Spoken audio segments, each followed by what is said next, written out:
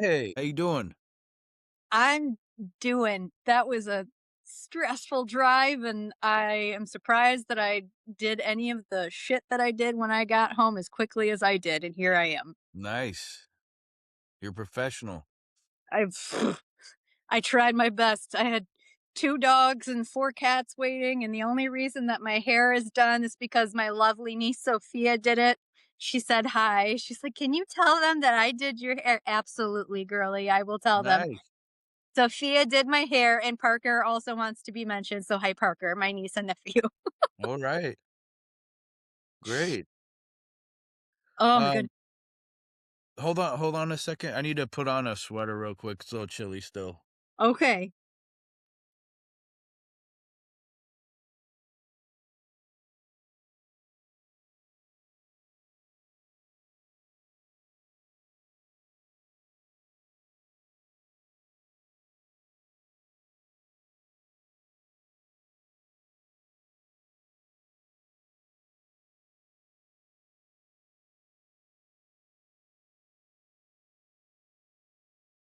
Still evening.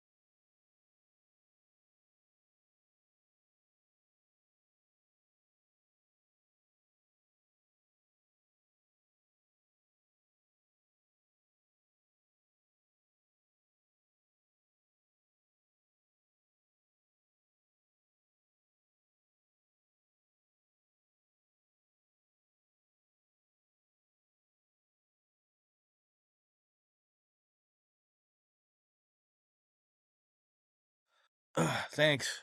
Oh, of course. You're in Michigan? I am in Michigan. You're a second Michigander. Where are you from? Wait, hold on, hold on. Let me put my phone down. Let me show you my hands. Like, here. Right about there. I was testing to see if you were a Michigander, because only Michiganders know that. Yeah. Yeah, but I'm, like, an hour outside Windsor, so I'm Okay. pretty close to Canada. Um, Nice. so grew up here, not in the city that I'm in, but I grew up not far from here. Born and raised in Michigan, though. But, probably will be moving in the next year or 2, I hope, fingers crossed. Where to? California or, another entertainment hub. California is not doing fantastic right now in certain aspects with everything going on with the entertainment industry, but they're Right. do well, so there's a lot of issues with, agreements for different things. There's a lot of, businesses and productions just going overseas because it costs so much money to produce here because of insurance and other stuff. But they're doing better. Like even in Michigan, we reintroduced our bill here for the tax incentive for film, which we had it. We're one of the only states that doesn't have it now because it got taken away by one of our former governors that I won't name.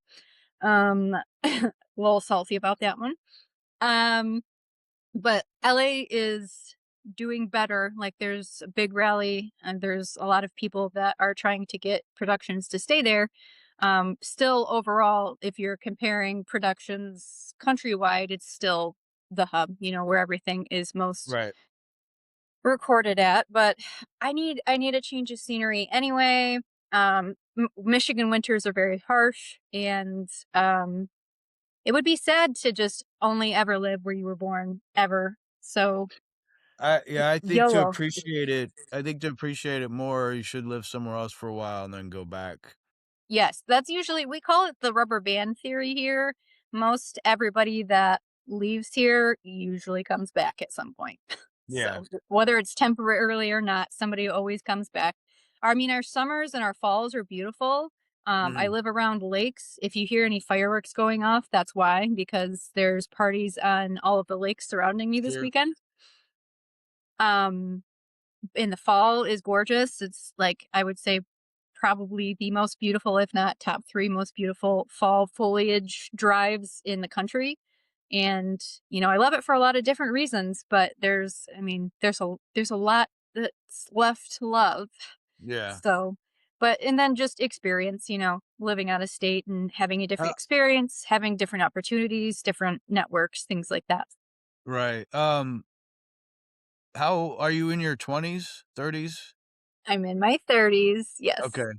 Yeah.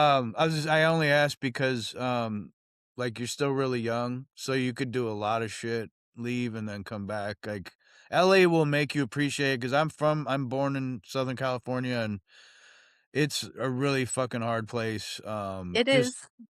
like I can't imagine pursuing like, anything entertainment. Um, so you have a lot of balls for doing that, and then just you have to have a thick skin being there because it's not friendly. People are not the friendliest. They're pretty cutthroaty. That's like, every place has its essence.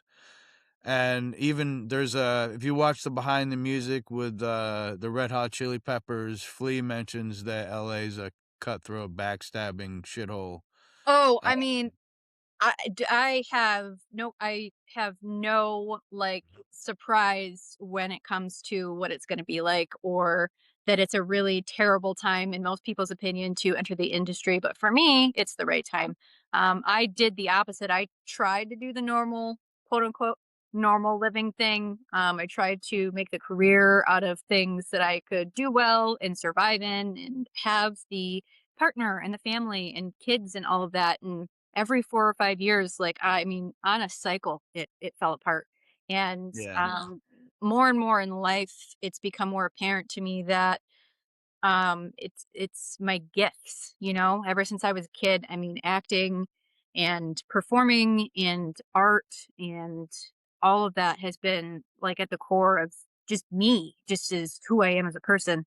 I mean, my dad got a camcorder. Now I'm really showing my age. Like I'll be 39 in August. My dad Oh, got okay. a camcorder in 1991 or something like Yeah. that, and, like, I was 3 or 4, gonna be 4, and, like, I Right. jumped in front of the camcorder, and I was, like, already, Yeah. like, performing, like, I didn't even really know what it was. Like, I knew it took, like, moving pictures or whatever, but I just from a young age, I've just always been performative, and, in elementary school, I did, acting. We had plays, and Oh, nice. junior high, high school, college, after college community theater. I mean, I've always done acting and I've always made it background, pun intended, of my life. And it I've lost my passion for life in general by excluding art and performance from a main portion of my life and like my core path, Right. and I've kind of lost myself in it. I've lost myself in other people, in relationships, and in trying to make a life that has not ultimately been fulfilling. And my life fell apart again last like a year and a half ago. And I kind of like took a look at all the broken pieces and I'm like, so what's the pattern? What am I missing? And, what will like don't think about what I'm supposed to do. Don't think about what's going to make money. Don't think about any of that. What's going to bring me joy? What's going to bring me fulfillment? And then figure out the rest from there. And ultimately, I found that it's performing, it's creating, it's networking with other creatives, it's making people laugh. I'm a big comedic person. I I'm I was very gonna say, did you pursue that too? Like, cause I could read your messages, and you're going on. I'm not I just think I thought it was funny reading it. I was like, oh, so she must be like part comedian because you're pretty expressive and pretty honest and detailed in your. Yes, and you're I trying mean, I to haven't done stand-up or anything, it's just kind of part of well, I'm autistic and ADHD, so that's, like, the natural zest or sparkle, some might say. Um, but I haven't done, like, stand-up, but I've done a lot of the shows that I've done, like, a couple murder mystery shows that have, like, a big improv element, and nice. I'm usually pretty funny, usually make people laugh. Growing up, I always did, like, impersonations like, I did a lot of the redneck comedy tour type thing, like, Nice. my parents and everybody always asked to hear that, or, like, Stewart from Mad TV, or Wow. just, like, just funny voices and stuff or, like, Fat Bastard from, um, Austin Austin Powers, just, like, Powers? Wow. random stuff, and, like, it's never good, and that's partly, like, what makes it funny, Right. and, um, I've just always done stuff oh, here's my cat, you can't really see him, there he is. Hi, Ash. Aw. Ghost cat. Yeah, and it's just I've always been, like, silly, my dad, ever since I was little, has called me a ham, and, Nice. I mean, it's not gone away, and so it's Yeah. just use your gifts, and those are my gifts, and unfortunately and fortunately, I mean, it's not easy, a business to utilize it in. It's not, it's not something where you can just interview once and then get a job and be there for 30 years. Like, that's not how it works. But those kind of jobs have never worked out for me anyway. I've always Yeah. had multiple part-time jobs. I had a full-time job and a part-time job and side gigs before COVID hit. And doing just one job has never worked out well for me. I've always lost it for whatever reason, whether it was my fault or theirs, and it's just never worked. I always get burnt out, and I'm really by nature a polymath, like a multi hyphenate personality, and What is it? Wait, could what's the because I that's isn't that the same term used for people who have multiple, um, genius traits or multiple qualities, but they're really good at multiple like, Da Vinci was a polymath where he was, artistic, scientific, mathematical, like, correct. and a genius in all those different, Yes. um, and I'm polymath in training. I don't know that I would consider myself exactly an expert in anything. I consider myself pretty knowledgeable on a certain number of things, but I don't know that I would be as bold to say polymath status. I mean, I know a lot about makeup. I know a lot about pop culture and movies and acting and things like that. I know a lot about art and art yeah, history, history in general. I'm a big history buff. I love history, art history, architecture history. I took all of the courses that I could in college. Oh, here's another cat. Hi, Nini. yeah. Um, and quantum mechanics and physics. I'm a big fan. Wow. Medical things. That's partly from experience of my own medical issues, and just always picking it up. Do you remember there used to be those surgery shows like on live TV? I hated that shit because 'cause I'd get nauseous. I couldn't handle watching that Um, shit. I always used to watch it, and my mom was a nurse, and my sister is also now a nurse. Oh, And wow. when I was younger, my mom's like, "You should be a nurse, like, because you like watching these things." Like when I was a kid, and always like horror movies and Yeah, I like always horror movies, funny but stuff. She always thought I was so silly, and she calls me her strange dark fairy child because I liked like Tim Burton and The Labyrinth and um all that kind of stuff. Anything Jim Henson, the Muppets, the Fraggles, all that kind of stuff. A big, big, big Henson baby for sure. Muppet babies and all of that. Anything Froud, anything like that. I like fairies and dragons and otters and penguins and stuff. Kind you're of whimsical. you're from Michigan, so, like, what do you think about Sam Raimi and the Evil Dead Oh my franchise? God, I love Sam Raimi. Sam Raimi is such a genius when it comes to the things that he creates. He's got such a creative mind in the way that he goes about things and cultivates a working relationship with the crew and the cast that he works with. Just seeing him in all of the interviews that he's been in, he's just absolutely just incredible. I think we need more people like him. And in doing my networking, I've met a lot of people that, you know, share a lot of qualities with him or have worked with him. I mean, Wow. Dave Yurovsky, Sam Gonzalez Jr. I mean, there's a lot of upcoming um Nini, oh my god, this cat. There's a lot of up and coming, really intelligent, like just minds that have come together and created like some of the most incredible, like gripping horror that's like unique and special. And it just reminds me of them. And most of them have gotten in some way to work with him. And I know why, you know, there's a lot of genius in that kind of vein of how they create things. And I've always been a really big fan. Del Toro is another big one. I love Del Toro. If I could pick one director ever to like ever only work for in any capacity, it would be Del Toro. The way that Who's he who is that? Guillermo del Toro, Yes. the way that he is so imaginative and the way that he goes about his creative process is very similar to my own. Like for his movies, he like makes backstories for the characters. Like nothing that gets said in the movie. It's like here's a book on your Yeah. character to like so you understand like who this person is, He's which a is big very much nerd. he is. And I'm such a nerd, and I'm such a literature nerd. I love Shakespeare and any sort of writing, any sort of historical type thing, especially when it comes to artistic pieces or expressive pieces. And Del Toro, he mixes like all of the elements. He like hits all of the things for like fantasy He and myth and romance and he goth and it just horror. his movies, like, are the only, like, horror monsters that aren't scary, but I find very interesting, and, if you watch Pan's Pan's Labyrinth, Labyrinth, yeah.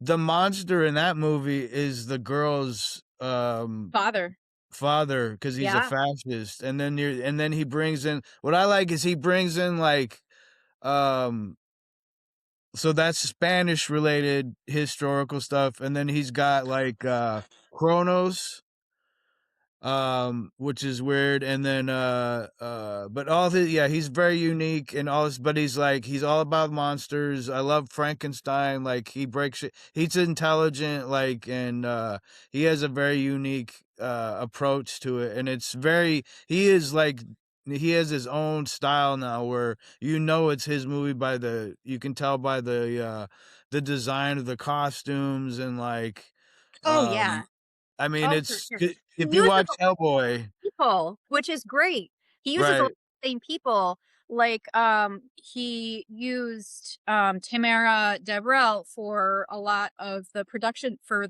production for Frankenstein, and he used Kate Hawley for costumes, and he used Cleona Fury for the wigs and everything. And they did that for Crimson Peak, and they've done that for some of them were on, I think, for Pan's Labyrinth as well, but I know for sure they were on Crimson Peak. And Crimson Peak was another one that was like had so much heart to it. That one I think is really underappreciated because there's like even such details like the house was alive and breathing and it changed and did different things throughout the course of the movie. And there was like in the cracks in the walls it said like fear, I think, or it said something. really. Yeah, and it was, like, something that, like, you wouldn't see in the movie, but, like, they saw on set, and it was an actual set that they built in Huh. Toronto, and it had, like, the actual, like, red clay ooze underneath all of the floorboards, and, like, all of that was real, like, you could physically go and see it, and they had to build, like, an elevator to get to the top and bottom floor that was actually They functional. built a building, an It actual was a whole structure. thing. It was Wow. a whole thing, and it was gorgeous, and the makeup and the hair oh, the hair for that Cleona had done for Crimson Peak and for Frankenstein is just absolutely gorgeous. Heavy as shit. She said something like they weighed, like, 10 or 15 pounds or something, and I'm like, "God, I couldn't Of imagine course. wearing that on your head all day." But Right. what beautiful work to be seen on screen. And Kate Hawley with the costumes, like he has this kind of trending theme with Crimson Peak and Frankenstein in particular, of like the moth and the butterfly, and the kind of dichotomy of where they overlap, and they're also opposite as well. Mm. And in a couple of the costumes for Frankenstein as well, like the green costume that she has like the pattern of like butterfly wings on it, and that's just another point where it kind of like, there's always like these like recurring themes and homages that he has to different things. And I think that the way that he like approaches it is really beautiful. And he has such love also for his team and his actors, and that's the kind of people that I want to work with, like the Right. people create that kind of environment. That's the kind of writer and director that I hope to be one day. Like, I think that's what we need more of, because I think that's part of the reason why Hollywood is kind of falling apart in a way. And it's not like that it's falling apart entirely. It's the old ways are falling apart, and now Oh, the new ways are like needing propped up by these brave creators and writers and actors. And there's I've been lucky enough to network with some of them, and I'm blessed to just talk with them and learn and see like on their stories and their posts like what they're making. Tommy Jackson, he's an independent director, but he's so much more. And Ivana and they're like great over at oh my gosh, I'm gonna forget the name of of his company now because I'm trying to think of too many things at once. And there's another cat. oh, Too many gee. things. Are you a Too cat many things. lady? I'm kind of a cat lady. Um, I have 4 cats. I'm kind of just like an animal lady in general. Um, But yeah, and I make friends everywhere. I always have since I was a little kid. My mom can tell you all the stories where I scare the shit out of her, where I would go into the clothing racks in Kmart and I would hide and wait to Yeah. meet people and be like, You "Hi." said Kmart, damn, Y- yeah. The very first Kmart is in my hometown, or it was before it was demolished. You mean And in it was general, like the first of the the chain? very first ever Kmart. Wow. Very first ever. That's like one of our claims to fame. We don't have many. That's one of them. Um, Wow. yeah, that's fun little fact. But yeah, I used to there was one time she lost me in line at Kroger, and she found me like 6 people up rubbing on some pregnant lady's belly going, "Baby," because she was Wow. also pregnant with my sister. And making friends that way. We had a local television channel that's still going, I think, but it used to be a lot more popular on Halloween. The cable station turned into a witch's castle, like a witch's place, and a witch would come there and they would make this whole set, and it had a bubbling cauldron, and kids from all over the city would come and trick or treat on TV. And I used to go. And I remember this Wow.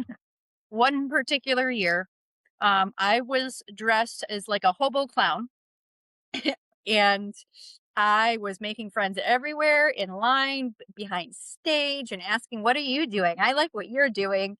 And then I went out to I went out to meet the witch, and I'm like, "Hi, my name is Nicole Marie Dimitrievich, and I live," and I'm like going like telling her everything about my life because I'm 3, right? Well, of course, she yeah. she's like, "Okay, okay, okay."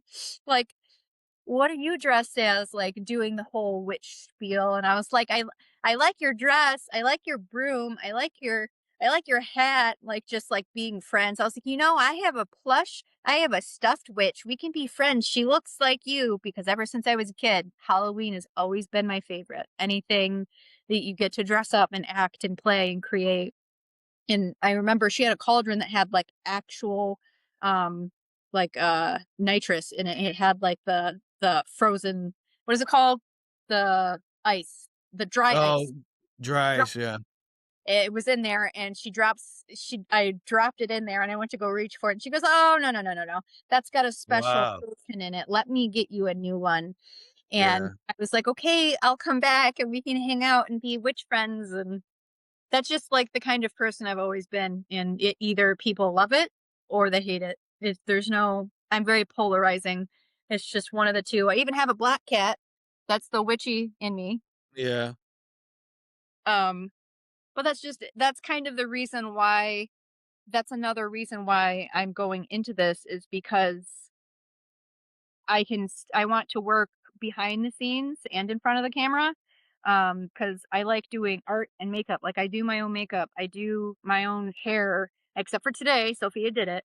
Um, I do all of my own things, and I'm happy to, and I have that kind of thirst for knowledge and continued learn Nini.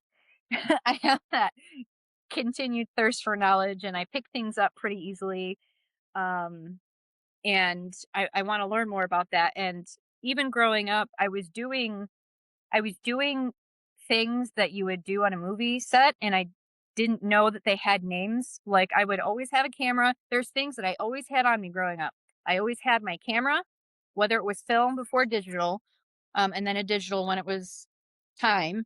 Then my handheld, so it was a Game Boy, Game Boy Color, Game Boy Pocket, DS, whatever it was at the time, or music. So it was either a Walkman, a very bad anti-skip CD player that still very much skipped, or my oh my god, the three things: gaming, music. God, you guys are throwing my brain off. Will you stop bugging me? I drop the thoughts. It's like the cats are like, "Hello, mother. I see that you're in the middle of a thought. You're going to stop that now." Um, all of those things I always kept with me, and I was always riding my bike and listening to music and creating worlds in my head and playing video games, and it was always that sort of thing, always creating, like, no matter what I did. And that was kind of my escape from things. And um having that camera with me all the time, when I was older, as I got older, hanging out with my friends, I would always they hated me then. They love me now because we have memories. I would always pose them. I'd always stop what everybody was doing and make sure, like, I was directing. I was like DP. I was like DPing, like telling people to do things, or like taking pictures and like trying to not be noticed, or coming up with fun prompts like do something random on three, 1, 2, 3, to like, and I have some of the best photos from doing that. Just Did you go getting to school? I did go to school. I do have my associates in arts. I did focus on computer graphics technology, classical arts, art history, history of Broadway, but I also did it in like sciences and communication. So kind of a broad spectrum, plus, gen ed stuff like anatomy and physiology, which I also always really did well in, geology, astronomy, but I'm really bad at math. So I struggled with astronomy. I did not Right. know how much math was involved, and then I got in the class, and then I was like, "This is Yeah. gonna be hard." I had to take one of my math classes for my degree over again, and I had to pay for it myself because I didn't get a good enough grade. And I tried really, really hard in math, but I have dyscalculia. What's Um, that? it is like the dyslexia version of math, but it's dyscalculia instead of dyslexia. Is it I have dyslexia, like, so wait, is it unable to process numbers or, like, you have to Yes, so, like, you often misprocess numbers, and it comes with other things, like, it's not just with math itself, it's, like, with calculating, like, the reason that a lot of people with, autism and ADHD have time blindness is because they also have dyscalculia, because it has to do with the estimation of time, the estimation of materials, the estimation of various things, like, the way that our brains work, you just don't have that cognitive ability to estimate things. Like, you don't have like a mental picture of what that looks like tangibly. so you have to physically, like, work stuff out on paper? Yes, I either have to count on my fingers sometimes or Right, write it down on paper, sometimes easy stuff. right.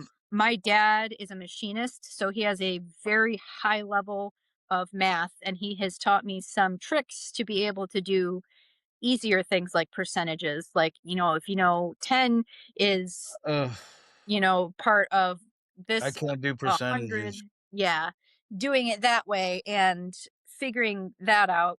But I have to do it like the long way. Like, if I know that this X number is 10% of 100 and then I'm trying to get to 13%, okay, so what's 1% of like, and then I have to add it that way. I make it so complicated, but it's the only way I can do it if I like do it in my head. Just always doing things my own way, you know? And sometimes it's the harder way, but sometimes the easier way for everybody else is not the way that Right. kind of clicks for me. Um, and I used to get yelled at a lot of times in class growing up because I was drawing on my tests and my homework. And when I was listening to lectures, I was drawing. And it wasn't because I wasn't paying attention, it was because I was trying to pay attention because the way that your mind processes is if your hands are doing something and you're listening, that's activating two pathways in different ways of you learning things. So my teachers began to learn that. And if they saw me like doodling or writing things, then they understood that I was listening, especially since they saw my grades. I didn't have the best grades, but it's because I got bored and homework. Right. Like, I was What's very, very intelligent. I just got so bored and I would get ahead of stuff. And right. once a bright young mind gets ahead, then it's like, then we're done. We're bored. Right. We don't want to do it. Um, yeah, it's funny you say it's also, isn't it also part of like yeah, that's I think also part of dyslexia and like learning disabilities is like you're bored and so you're just trying to keep busy. Yep. Um, It's just yeah, I the yeah, lack of interest is core, but also the lack of understanding is there as well, like, just not right, understanding it or processing it properly, and it makes right. it really challenging, and, my dad is like a human computer. He has to calculate things when he works on, like, he hones aluminum piston heads, and he has to do it within thousandths of an inch because he has to for the level of performance that these engines are at. And I just my brain, I didn't get that trait from him. I didn't. My niece did, but she also Yeah. got that from her dad because her dad is the valedictorian of my class and he's very intelligent also. My sister's very intelligent, but she does a different kind of math. Like she does medicine math for nursing and um everything else like So astro that's like chemistry and biology and kind of. It's more dosage math, like how many milliliters right. or cc's and stuff like that. It's more conversion math for her. Okay. She doesn't have to do like she knows a lot of like interactions and different things and how certain levels of a certain drug you can't have for a different reason. But it's more, I think for her, it's whoa, my phone almost fell. My For her, I think it's clinically practiced and it's not so much like mathematically or like calculated. It's like she learns from doing it so many different times because she works in pre-op and post-op for surgery. So Oh, okay. she does a lot of the same things, but it's so different. Like every person is different. So she just applies the same sort of knowledge to different people. Nice. I didn't get the math straight. My mom didn't Yeah. get it. My dad got it.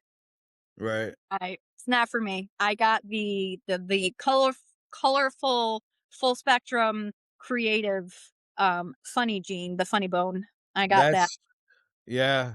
Yeah, you could have been one of my daughters. Like my my oldest is like that. She's I call her rock star because she's like that. She's very creative and Oh, she's she's very outgoing and but is she a yeah, Leo? huh? Is she a Leo? Uh what's January? Is that It's either Sagittarius or Aquarius. I think she's an Aquarius. That is the divine counterpart of a Leo. So we have a lot Oh, of overlapping traits. I'm a Leo. We have a lot of overlapping traits, and a lot of people don't believe in astrology, but they don't recall or know the beginnings of astrology are rooted in astronomy and like they have actual roots and stuff. So, and I don't understand how people would think like the earth is literally affected by the moon, and you think that people can't be affected by where right. they were when they were born? Like, no, it's not gonna like, you can't use it as an excuse, like, "Oh, sorry, I'm just a Leo." Like, you can't do that, like, you have to be accountable for yourself, but there's certain things that, I've seen because 'cause again, I make friends everywhere. I've seen a collective of people that you can see various traits that are common among different signs. And like, does it tell everything? No. Like your experience, your environment, your upbringing, and all of these things influence you. Right. Um, but to think that the space around you when you were born doesn't influence you, I think that's a little silly. Um, Yeah. I think that people think that it's woo woo and there's like no founding in science, but that's not true. It is found No, no, like, if you were to affect the moon physically, like, and do something to it, like, there's a theory that, along with the sun, the moon it's what is it? Where is it? I think I wanna say it's moving away from the Earth or something, but if something happens to the moon, it'll affect the it'll Earth, affect and, the like, earth. y Yes. like, the oceans are affected by the moon, and there's They a lot of control stuff, so, like, there's some, some scientific, factuality within, astronomy and and astrology, so astrology. Yep, for sure. And quantum too. That's the other thing. I'm also really interested in quantum physics and mechanics. And we're limited by the technology of our day and the ability to invest in it. But there's a lot of different tests and um, different things that they've run, experiments that have proven the existence of multiversal theory of, there's right, stacked realities occurring all on top of each other right now, and in right. so many of them, we are also talking, and I'm talking about maybe the same things, maybe different things. Um, and then so that means that in every reality, there is a version of you, or in some reality, there's a version of you that is doing exactly what you like feel passion to do. Like for me, there is a reality where I'm already successful at doing what I'm aiming to do now. There's a path and a timeline where I knew sooner. Maybe I sent messages back to myself and saying, "Hey, stupid, do this sooner because you're gonna end up doing it anyway." And there's Yeah. some where I'm, successful sooner than now. There's some where I won't figure it out maybe until like I'm 50 or something. It's just there's just too many possibilities, too many variables. Then there's quantum entanglement, which is a fascinating thing that they found out about.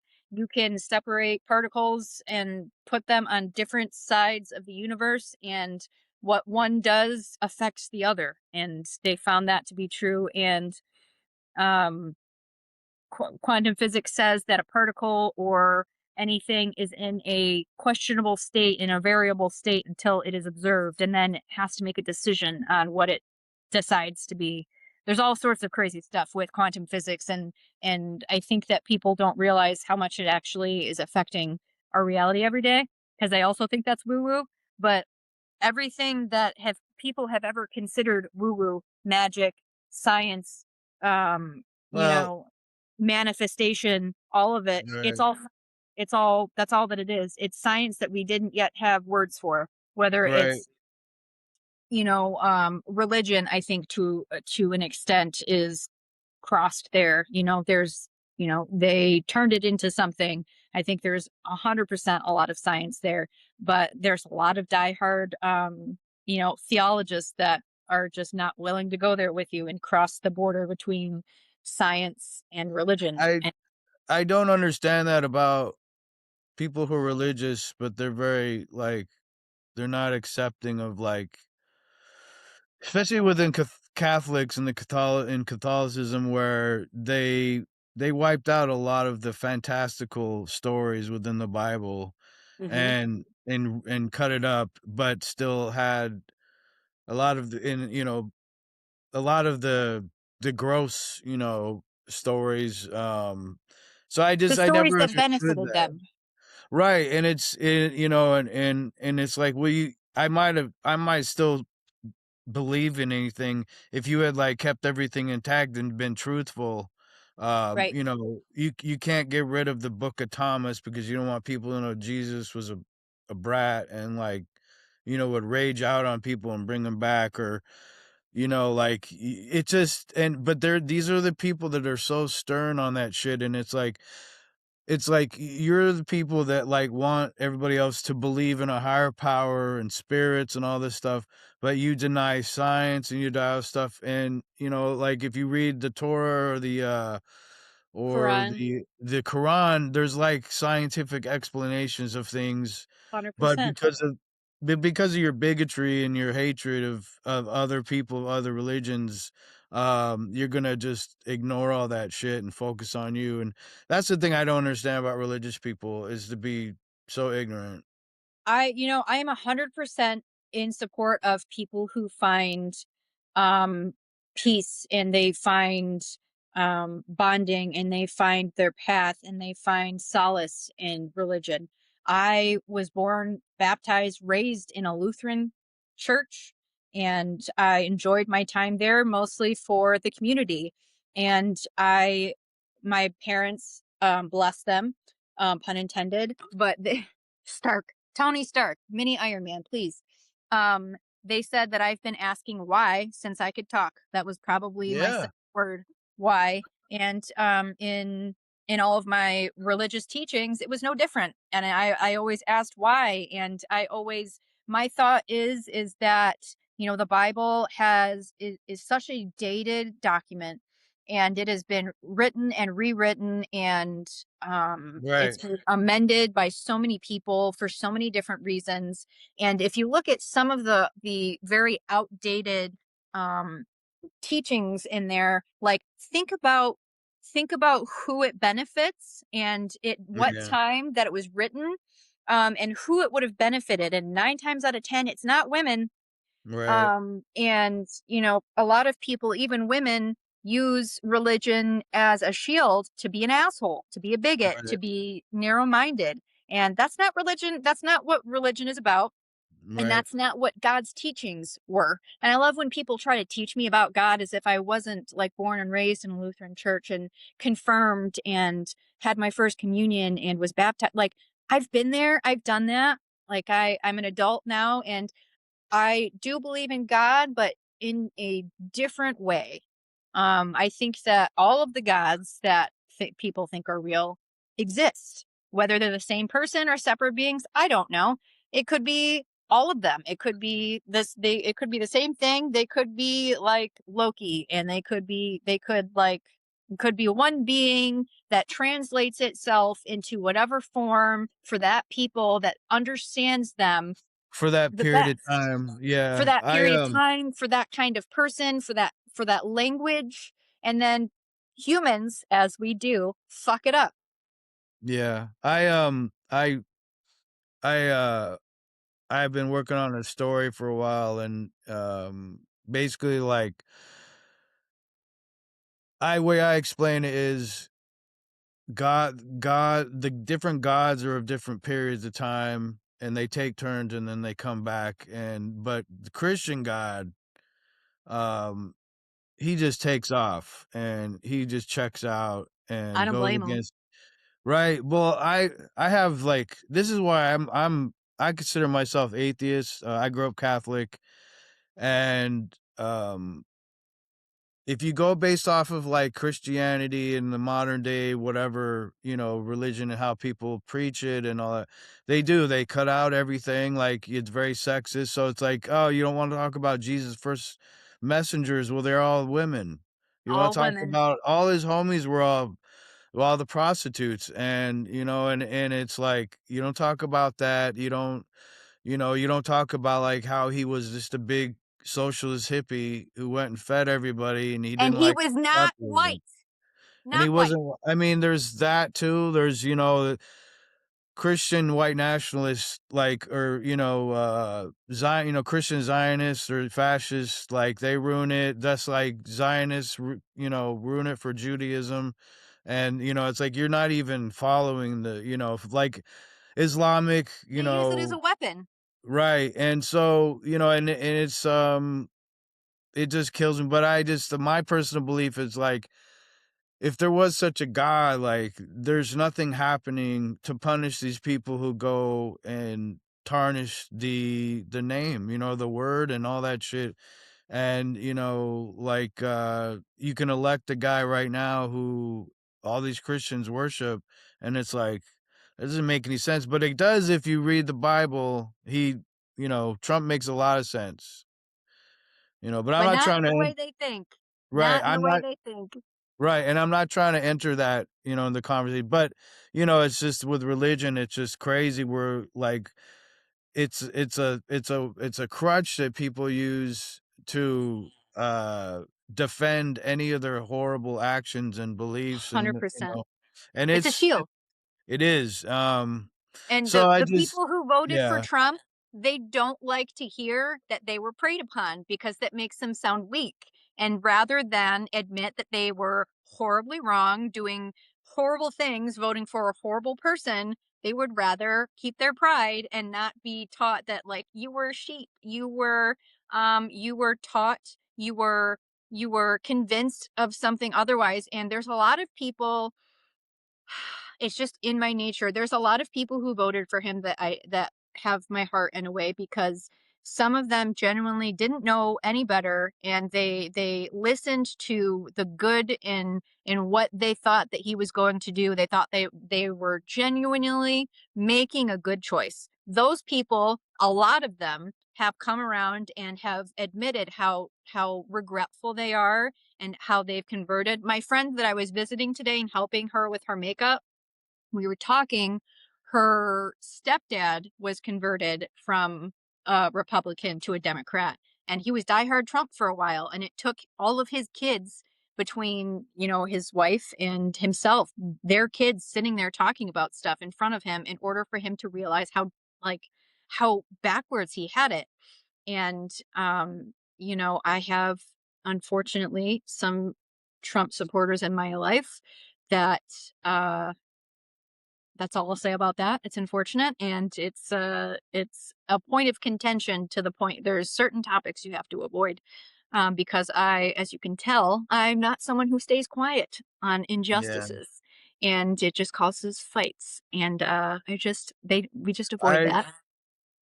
Yeah, I get it, and, like, my last job, my manager, who I liked as a person, but he was one of those people that voted for him, and then after a while immediately goes, "Oh, I just fucked up," because he started to see everything start to happen, and he was just like, "Oh, fuck," And I 'cause applaud those people. I applaud those people because it takes a very strong, a very introspective, intelligent person to say, I made a choice. This choice has severe consequences for millions of people, and I made a really bad call. And I'm sorry, and here's what I'm going to do about it. Whether it's voting for him, whether it's, you know, uh, being evil just in your everyday life, like treating people a certain way, Yeah, whatever it is, like I don't mean to be punny, but a come to Jesus moment right. and realizing like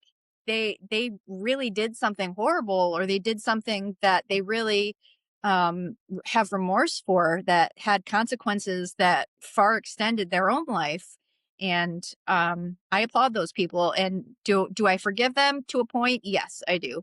Because I don't think that all of them are terrible people. I think again a lot of them were vulnerable people that were preyed upon, and their beliefs and their fears especially, and especially the general age group that Trump voters are, and the world that they grew up in, and the belief system that they were taught was used against them. And I think a Yeah. lot of them are too proud to say that Yeah, they were I, swindled. I think it's generational because when you hear somebody Generational. in their 30s and under, and they spout off a bunch of, like, gross, hateful shit. Like, I went to a party to pick up my daughter one time, and a guy goes, "You ever heard of the Aryan nations?" I was like, "What'd you say to Yes. me?" He's like, "Yeah," I'm like, "Why would the fuck would you say that to me? Like, why would you assume because I'm white that I'm an Aryan?" And I don't think they even understand the level of hatred and fascism and ugly that they're because they just hear that because now it's so mainstream that that's just a normal thing that and it's like you have no you really don't understand the level of hatred you're spewing. I have no You idea. like or not just racism but like the sexism, the transphobia, like the whole thing. And it's like you really don't, because before, did you really give a shit? Like all your friends at school, did you really hate them like that? And Nope. you're really that fucking ugly inside where and then I'm not saying all kids are great and they're, but the generation, it's like you guys grew up where your first president might have been Obama. And I'm not saying he's the best, but it's like you grew up like your first You should have president. been a lot more inspired than that. Yeah. Right, and it's like really like and so you hate Obama all of a sudden, and all of a sudden and it's a trend now, and 100% a ultra trend. capitalism and materialism and all that, and trying to be rich, and it's like it's not work. Like this kid I saw one time when Trump was first elected, he got a capitalism works. I'm like capitalism doesn't work. He's like, For really? who? I'm like, how's that? I'm For like, I who? know. I'm like, are you rich, dude? How's that How is worship? that How's helping that you? right? Like so, um, yeah, it's a crazy world we live in, and speaking of Hollywood and entertainment industry, it's like it's changing so much for so many different reasons, and it's crazy. It is, I and I it, I it have needs to. right, and I does, and but it's just also like I have to seriously like when I watch things or hear music or this and that, it's like now I have to get to a point where I have to tune out my thoughts about, well, who's making this album or who's the actor or director in this movie.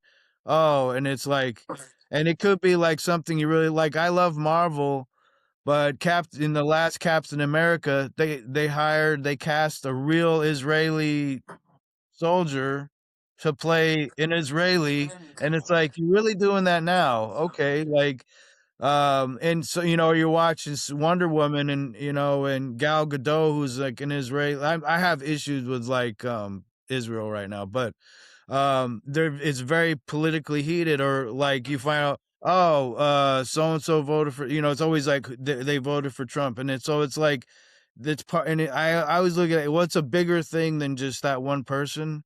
Because otherwise I can't watch anything, I can't listen to anything, because it's Yeah. like these people are shitty. Like all my punk rock heroes, that I grew up admiring, like the Ramones and all, even the Stooges, Iggy Pop, Michigan. Like you look at them now, it's like all that shit sang about. It's like you're full of shit because now you're like a born again Christian fascist Republican, and it's like what the fuck, man? Like What so and happened? what happened to you? Like for instance, Ozzy, right? Ozzy Osbourne, Black Yes. Sabbath, Yep. the Osbournes. The Sharon, his wife, who I think is as vile as a fascist, xenophobic, racist, the 2 kids, they're all like, "You shouldn't mix politics and music," and it's like, "You need to shut the fuck up. Do you even know who your dad sang, like, in Black Sabbath?" It's like War Pigs is the most popular, like, One of the anti most political ever. songs ever, Blue Oyster Cult. I mean, music has always been political. 100% of the Right, time has always been art, and that is another big reason why I'm getting into this is because art is political. Um, any sort of performance is political. Shakespeare is political. All of it is. And right, art must remain accessible for all people. Art is at the very heart. Uh, I rhymed there. Art is at the yeah, heart of every revolution, of every movement, of every change, and it right, has to be accessible to everybody. And I think that's the problem is that um, where Hollywood was headed, it was creating inaccessible entry points. Whether it's like, and then same thing with like Broadway and the West End, and theater and how expensive these tickets and things are getting because of corporations and greed. Well, yeah, that too, like, all these the way they changed the entire system where it became all about platforms and, apps and, um, you know, big studios back in the day they were very toxic and controlling and all that, but then you switch it to, like, now it's like Netflix is, a shit show, you have Hulu, and it's like this big mess um where it's just, and it's really expensive. It's just like, they keep raising the prices and shit, and it's just like and then talk about they had, like, the strike a couple years ago, and talk about the issue of AI, and then you talk about data centers, and then you talk about tax Trump, uh, with the I think the the tax situation fucks over studios and For the ta healthcare and different stuff. Yep. well, and then the making it more expensive, like, taxing the shit out of, like, entertainment, Warner Brothers, all these companies, and so they have to go to England, they have to go to Canada to film because it's like they can't even afford, to do it in the States, and it's just like, it's there's so many different things, with it, you add on top of it, like, with music, look at, like, hip hop or punk rock or all these different genres, and it's just very corporatized where, there's nothing meaningful in a lot of this music. Like the '60s, the '60s movement was like a lot of, you know, uh political music, and it was very the same thing as the '70s. Then you have punk, and then they get hip hop, and it's like, what happened, And same thing with country music too. Like, you listen to stuff from the '70s, Willie Nelson, was it what's his name? Johnny Paycheck? I think his name's but, "Take this job and shove it," talking about workers' rights and all. What is it now? "I have a ranch, and I got my car in the yard, I'm gonna get drunk." My dog ran away. My Right, truck and it's died. like, there is that element, but it's like, that wasn't the whole thing. I mean, there was real stories to talk about, and so Real like stories that was they like Hank Williams and with all those older country people that was like their lives being like sang about and yeah. the hardships that they went through. My mom's family's from Tennessee, and my grandfather, if he was alive, he would be in his 90s now, I think. Yes. My his brother, my uncle, my great uncle, he's 91. 91? No. Yes. And he texts me every day, "Good morning," Aw, and "I love you," and "Have a and good he day." texts you, And though, wow. That's text me cool. every he doesn't just text me, he texts like everybody every day Yeah, and says, "I love you, good morning, have a good day." He says, "Happy Taco Tuesday." And he says, yeah, "Stay warm when it's cold and stay dry when it's wet." And he's still with it for 90. yeah, And he is an ex paratrooper in the Marines, and he has all these stories about going and training in Alaska and yeah, in Colorado and all these places. And or no, he was in the army. His nephew, my cousin, was in the Marines. We and then his all of his brothers served, and I had a lot of my family on both sides served. But he's still like every day. So, and it's just, it's hard when you see all of the different things and different generations change, because I know that the country that he grew up with and my grandpa grew up with, who I lost when I was 3, 4, totally different. And my grandpa, he loved wrestling. He loved wrestling, like, that was his favorite thing in the world. I still love wrestling. I still kinda wanna learn how to wrestle. I grew up and I always used to say, do you remember the show Tough Enough? I think so, yeah. It was on MTV, and I would always say, "I'm gonna be a diva," before, like, there wasn't divas anymore, it was just WWE women now. Um was always going to do that. And had he been alive, I guarantee you I would have been wrestling by now.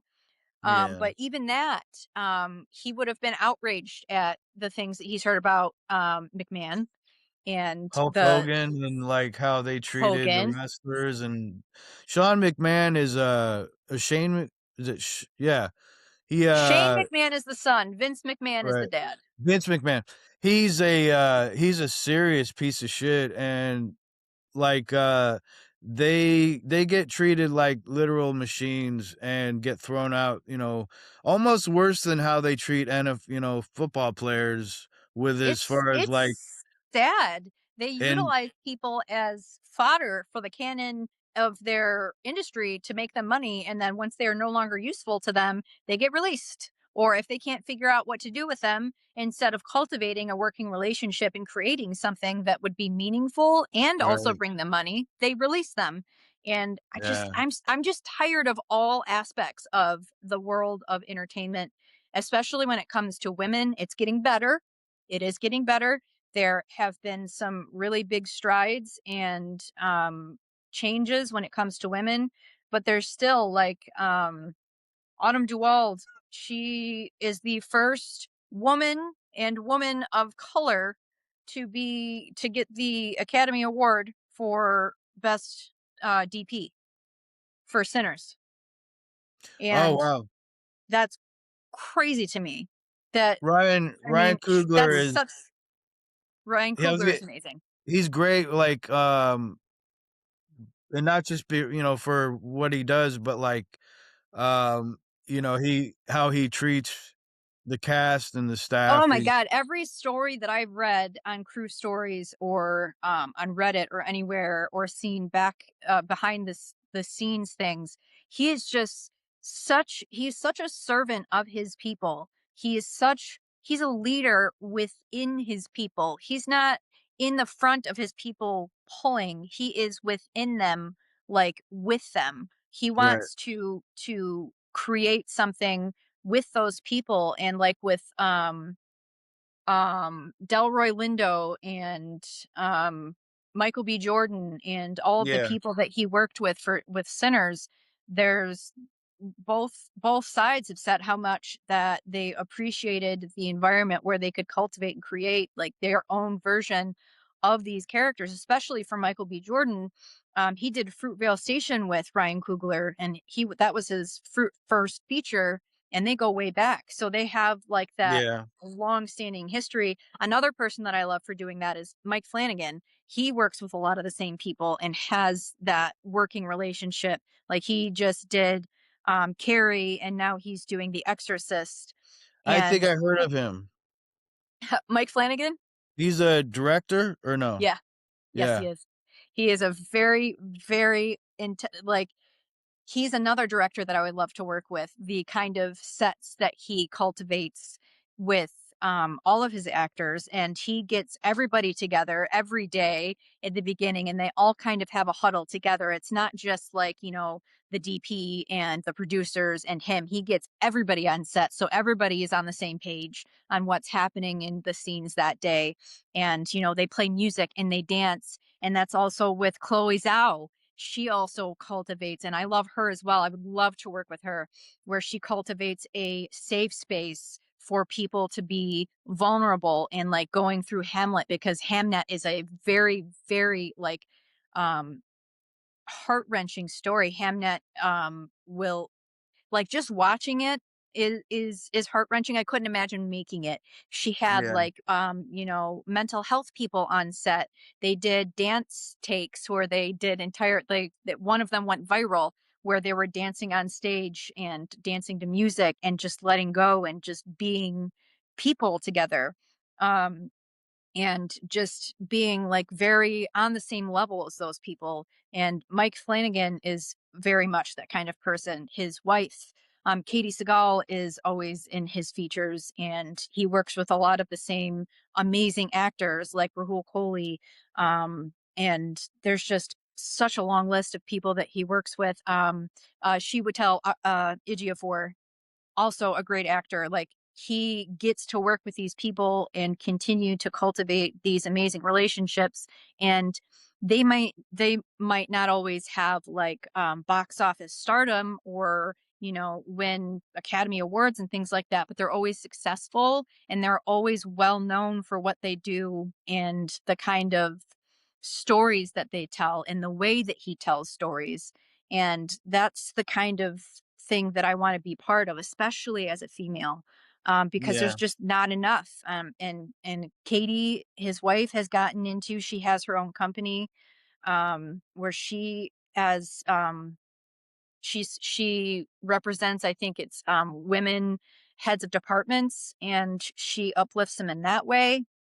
And um, just in that very same kind of vein is where I'm looking for it. So like Chloe Zhao and Margot Robbie and her company, and Kristen Stewart and Greta Gerwig and um, all of those women. Like that's the kind of part that I want to play. I want to bridge the gap between all of the different things, because there's too many women that have historically in the past been silenced and not been able to display their talents or be part of something or be recognized for their talents. I mean, even think outside of entertainment. Think of all of the women in science, in STEM, Yeah. that are not recognized for the things like um couldn't have gone to the moon without women, couldn't I have gone know. to space without women, wouldn't Yeah. have Wi-Fi without women, wouldn't have a lot of things without women. I know. And that Yeah. constantly gets overlooked. And I Right. it's there's not enough of us that are loud enough, that don't give a shit enough about what anybody thinks, man, woman, Yeah. doesn't matter. I don't care what Um, you identify as. I'm going to be yeah. loud about it. Right. And also you have like you have women that like don't give a shit, and they will also contribute to it, the problem. Yep, the I'm not patriarchy. blaming, right, and it's just it's a shitty system, and The patriarchy helps literally no one. It helps no right. one. Right. And I just, that's one of my issues, just in general, is women that are like, in movements that are just so detrimental to Oh, our like the trad wife society. movement? Yeah, all that shit. Don't And it's ridiculous. don't And, even get me started. it's right. And yeah, but I'm just saying in general, like, the women that, like, were part of Harvey Weinstein and resistance that, or Ghislaine Maxwell and her and, just it's like, you have to, like, recognize them too, like, that contribute, to horrible stuff. That should never have been a part of something like that. Exactly. Right, Whether they let fear or greed or power or whatever fucked up thing inside of them allow them to do it, they did it. And it's right. even worse for them. It's even worse for them because it's their own womankind and children that were Yeah, harmed in these things. And like they had their own children, and it's just like you have a mother and sisters and children, and I don't understand it. yeah, I don't understand it, right, and I am outraged by it. And if you want to be a traditional, I don't like that word, because what is traditional anymore? But right, if you want to be what you consider to be a traditional wife and stay home and take care of your kids, and like my mom was a traditional wife. She quit her job and she stayed home, and she was privileged enough to be able to stay home and raise us kids. And when we were a little older, she went back to work part-time. She was a lunch mom, and then she was a teacher, an assistant teacher, and she retired from being an assistant teacher. And back in the day you could do that because the salary that one person made could support a household. That's right. not the case anymore.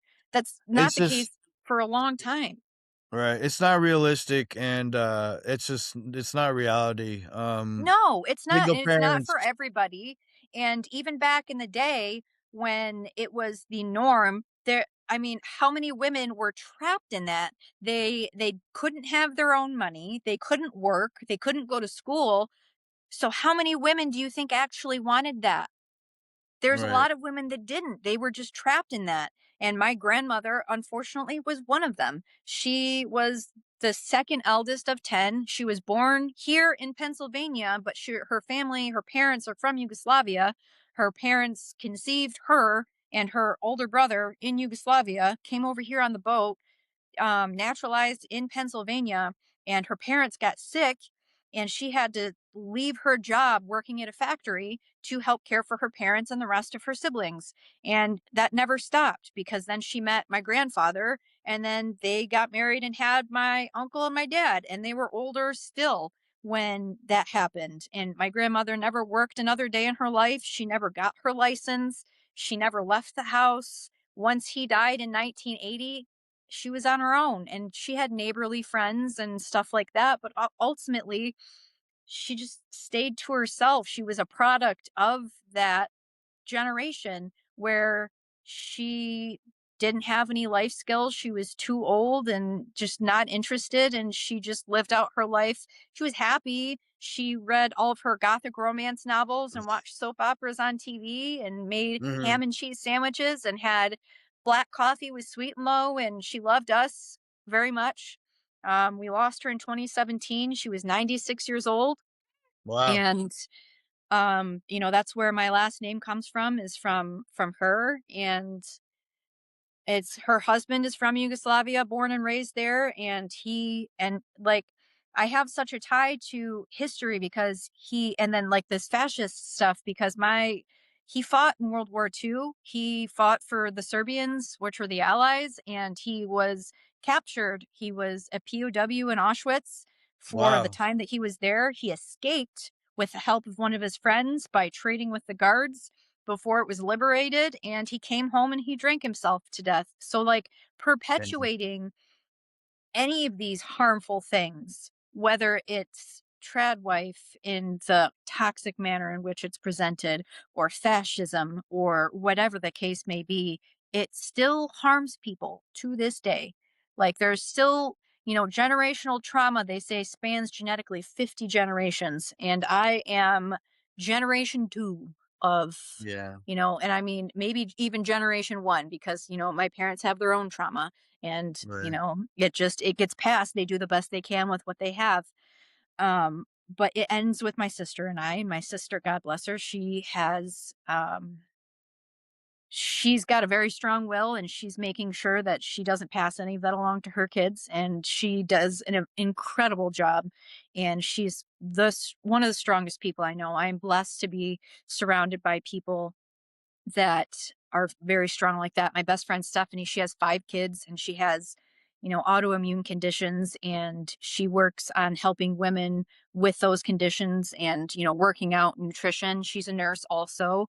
My friend Shannon in Kentucky, she, has kids and stepkids, and she's incredibly intelligent. She's a fire firefighter, a volunteer firefighter, and she Wow. just got recognized for being firefighter of the year, for because she does a lot of community work and stuff. And I'm just very, very lucky.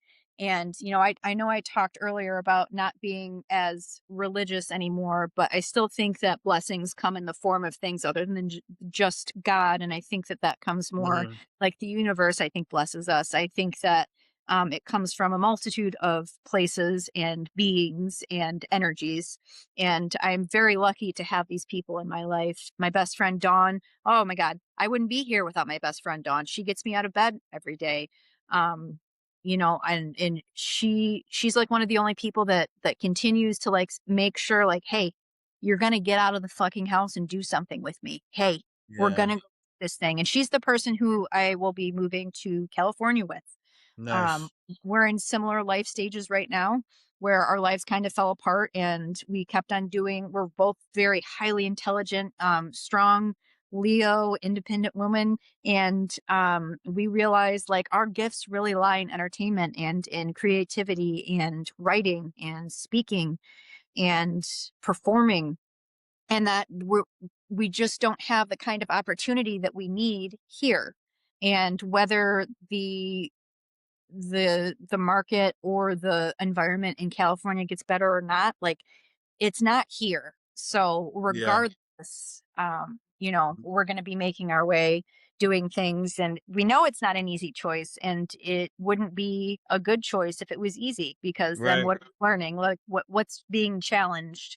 And I think all of the things that we've talked about ultimately like challenge and should challenge everybody, and like, why are you doing what you're doing? Who does it benefit? How can it benefit these people? And like, how can you grow?